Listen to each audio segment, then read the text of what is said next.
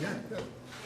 We'll just how to make sure that we have the most competitive market in the G7 by making sure that we reduce taxes, get rid of unnecessary regulatory burdens off the backs of companies, and compete. You know, I've always said, you know, that we can never predict what Donald Trump is going to do, but we can predict how we can create the environment and the conditions for companies to come here and invest in. Direct foreign investment, the numbers came out a little while ago. Mind you, it was 2024. We had 409 companies, 39.875 billion, and 25,000 jobs created in Ontario. But keep in mind, that's before Donald Trump. So we have to beat him at his own game and make sure that we're more competitive and onshore as many products as possible. So did you guys agree to any concrete action on that front today? We had a great discussion. Nothing happens immediately in that room, but we're on the same page. We have a great partnership, and we're going to work jointly together to make sure that we're competitive and we create jobs. How likely is it, do you think, we're going to get a deal right now, percentage-wise? What would you put on the chances of Canada and the U.S. getting a trade deal? Well, the main one is the USMCA CUSMA deal. That's really the main one. But in the meantime, we have to hold firm, and we have to create the environment. For instance, the steel sector. You know, the steel sector, we have to look at the large infrastructure projects, shipbuilding. Where Algoma up in Ontario, they do the flatbed steel, and make sure that large-scale infrastructure projects like a pipeline, the steel pipes come from Ontario. Premier, was your sense from the Prime Minister now that Canada just has to accept that we're going to have tariffs from the United States until we renegotiate USMCA? Like, is there any movement on getting those removed? Well, I won't speak for the Prime Minister. What I can tell you, we're united on the message of let's start worrying about how we can be competitive here.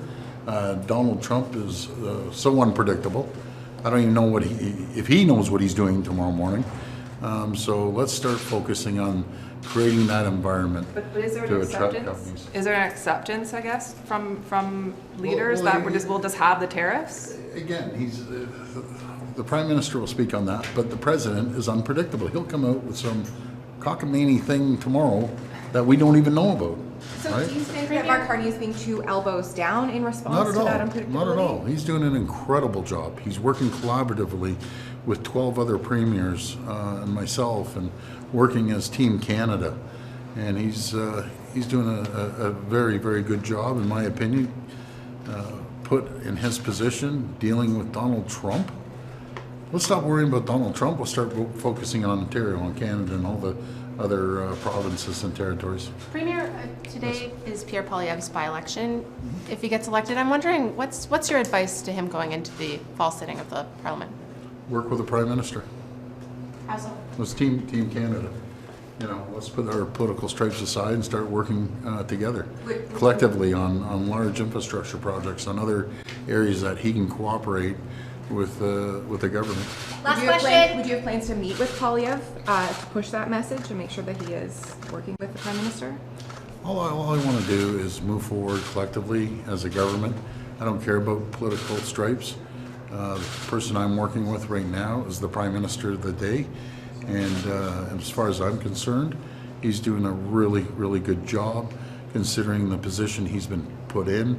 I challenge anyone to try to deal with Donald Trump, myself included.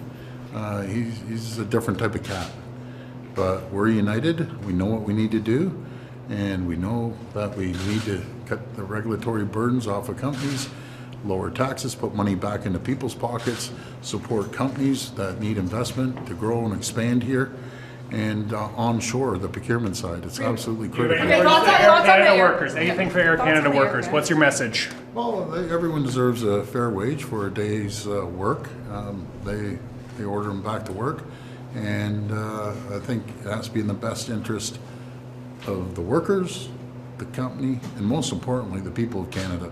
So I'm glad they'll be sitting down and talking, but let's keep the airlines moving. Isn't it a complete disaster though? I mean, we've got the unions refusing, the workers say they won't go back to work. We've got thousands of people stranded. They don't know how they're getting home. Like, this is not worked out, right? That's up to the federal government to sit and make sure they sit down on the table. That always happens when you have labor issues.